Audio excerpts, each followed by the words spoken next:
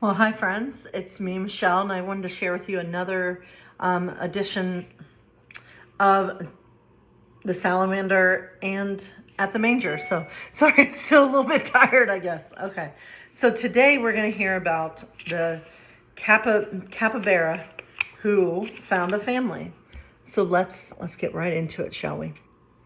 Coraline, the capybara, loved to dive and play in the river beneath the tall, leafy trees in her jungle. She pulled plants from the riverbed to eat, and she rolled in the mud on hot days. Sometimes she rode on the backs of older capybaras. She was comfortable in the forest with her family and friends. One of Coraline's favorite things to do at night was to snuggle between her parents and siblings and look up at the stars. Her parents had explained that no matter where you were in the world, you could see some stars. You could see the same stars, even. Being near her family underneath the twinkling stars, she knew she was home.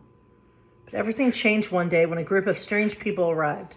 The capybaras were curious about these newcomers, and they ran up to the strangers and stood on their hind legs in greeting. The people made noises to each other that seemed to make as much sense to them as whistles and squeaks made to the capybaras. What happened next was not what the friendly capybaras expected. The men began bringing their nets down on them and then putting them into bags hanging at their shoulders. Many capybaras quickly raced into the water. Coraline froze. A man put a net over her and put her in a bag that dangled from his shoulder. Coraline was terrified. She was alone in the dark sack. She could feel the man moving away from the river.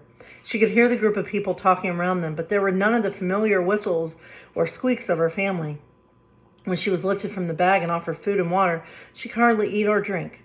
For a long time they traveled, and Coraline had no idea where she was or where she was headed. Although the man's tone seemed kind, she felt very alone. One day she heard waves and the sound of creaking wood. Poking her head out of the bag, she realized she was on the deck of a ship. She could see mountains and plains in the distance, but nothing that looked like home. When she poked her head out of the bag later that night, she found some comfort in noticing that the stars overhead looked exactly like those she saw at home, even if their position was shifted a bit. Coraline slept a lot on the ship. After a long time, the man got off the ship with Coraline and set down her bag. She scurried out and darted away from the man. The land had few trees and lots of hills. She could see some water and ditches by the roadside, but no rivers. She heard sheep in the distance. Coraline's loneliness overwhelmed her. Although she was relieved to be free of the bag, she had no idea what to do next or where to go. There were no other capybaras to be seen. She missed her friends and family. As night fell, Coraline huddled under a bush near a culvert. The sun rose the next morning bright and hot. Coraline crawled out from under the bush to pick up some grain that had fallen by the road. As she watched people in carts going by, she noticed that everyone was going the same direction. Waiting for company, Coraline decided to follow in the same direction.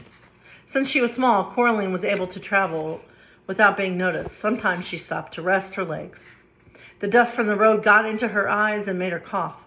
After a long day, Coraline saw a young shepherd boy with his flock.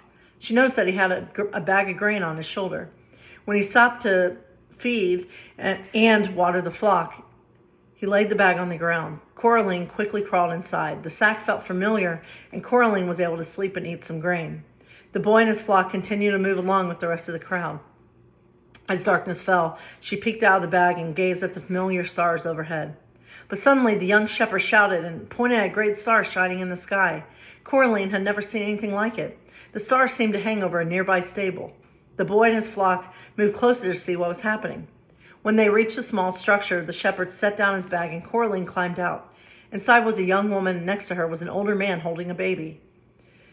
Animals stood around the manger, including a cow with an expression of irritation.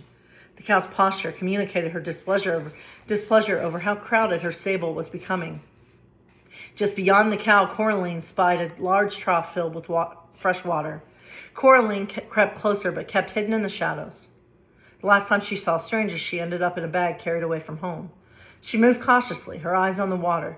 Then a flash of gold caught her attention.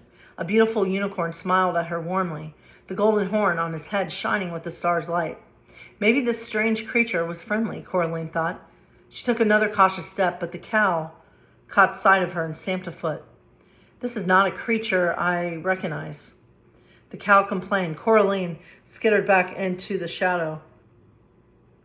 Ready to cry, she was lonely, but she didn't know who to trust. The unicorn ignored the cow and spoke to Coraline directly. "What is your name, little one?" he asked. "Coraline, I'm a capybara." "You're far from home," cooed a dove softly from the rafters. She had traveled the world and knew many different creatures.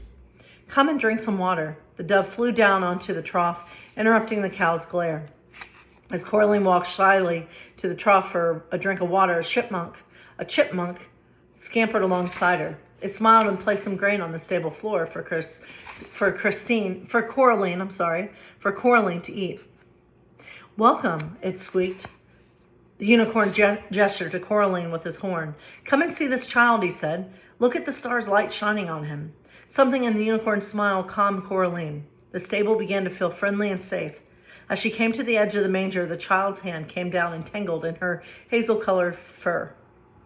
Esme, the spider, dropped down and stood on the cow's crooked horn. "This child is a light for the world, born to guide us and remind us that we are all welcome." "Yes," said the unicorn. "Trust that you are welcome here." Coraline straightened on her hind legs so the child's hand could reach her more easily. "Welcome," said the cow with a much softer expression. As Coraline smiled gratefully at the animals in the stable, she realized that more than one place could be home. What a beautiful story. Much love to all of you, my friends.